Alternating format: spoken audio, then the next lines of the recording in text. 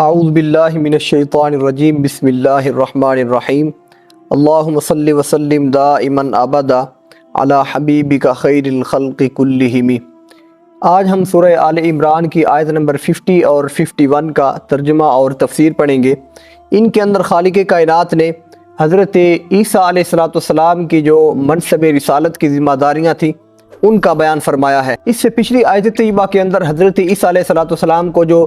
عملی اور علمی معجزات عطا فرمائے تھے ان کا ذکر تھا۔ آج کی آیت طیبہ میں خالق کائنات نے ارشاد فرمایا وَمُصَدِّقًا لِمَا بَيْنَ يَدَيَّ مِنَ التَّوْرَاةِ، اور میں تصدیق کرنے والا ہوں اپنے سے پہلے آئی ہوئی کتاب تورات کی، وَلِأُحِلَّ لَكُمْ بَعْضَ الَّذِي حُرِّمَ عَلَيْكُمْ، تاکہ میں حلال کر دوں تمہارے لیے وہ چیزیں جو تمہارے اوپر حرام کر دی گئی تھیں۔ وَجِئْتُكُمْ بِآیَةٍ مِّن رَبِّكُمْ، اور میں تمہارے پاس تمہارے رب کی طرف سے ایک نشانی لے کر آیا ہوں۔ حضرت عیسیٰ علیہ السلام نے اس آیت طیبہ کے حصے کے اندر اپنی نبوت و رسالت کی جو ذمہ داری ہے اس کا اظہار یوں فرمایا کہ تمہارے علماء نے جو پابندیاں اور جو قیود اپنی طرف سے تمہارے اوپر لگا رکھی تھی، میں ان پابندیوں کو تمہارے اوپر سے ہٹانے اور ان کا بوجھ تم سے ہلکا کرنے کے لیے آیا ہوں۔ اسی چیز کا ذکر قرآن نے یہاں پر بیان فرمایا وَلِأُحِلَّ لَكُمْ بَعْضَ الَّذِي حُرِّمَ عَلَيْكُمْ، پھر فرمایا فَاتَّقُوا اللَّهَ وَأَطِيعُونِ، پس تم ڈرو اللہ رب العزت سے،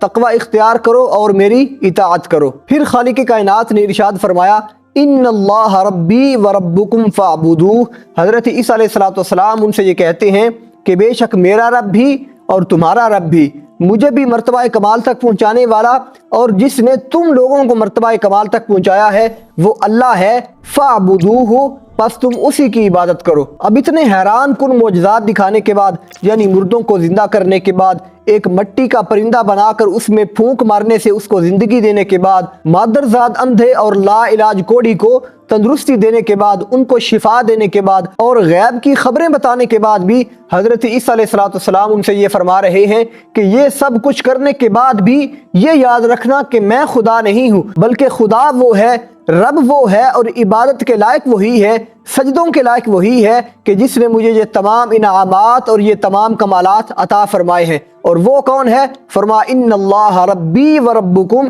بے شک وہ اللہ ہے جو میرا بھی رب ہے اور تمہارا بھی رب ہے، فاعبدوہ، پس تم اسی کی عبادت کرو۔ گویا یہاں پر حضرت عیسیٰ علیہ السلام اپنی عبدیت کا یعنی اپنا بندہ ہونے کا اظہار کر رہے ہیں، اور جو عیسائیوں کا عقیدہ ہے کہ حضرت عیسیٰ علیہ السلام نعوذ باللہ خدا ہے یا خدا کے بیٹے ہیں، ان کے اس عقیدے کا رد بھی ہو رہا ہے، یعنی وہ اپنی ربوبیت کا انکار بھی کر رہے ہیں کہ میرا رب بھی اللہ ہے اور تمہارا رب بھی اللہ ہے، مجھے بھی مرتبہ کمال تک اسی خدا نے پہنچایا ہے اور تمہیں بھی مرتبہ کمال تک اسی خدا نے ہی پہنچایا ہے۔ پھر فرمایا ھذا صراط مستقیم، یہی سیدھا راستہ ہے، یعنی جو راستہ میں تمہیں بتا رہا ہوں تمہارے رب کا راستہ، یہ صراط مستقیم ہے۔ اگر اس کے اوپر چلو گے، اپنے رب کو یعنی جو اللہ ہے اسی کے سامنے سجدہ ریز ہوگے اور اسی کی ہی عبادت کرو گے تو یوں سمجھ لینا کہ تم صراط مستقیم پر گامزن ہو، تم سیدھے راستے پر جا رہے ہو۔ اگر اس راستے سے بھٹک جاؤ گے تو تم صراط مستقیم سے بھٹک جاؤ گے،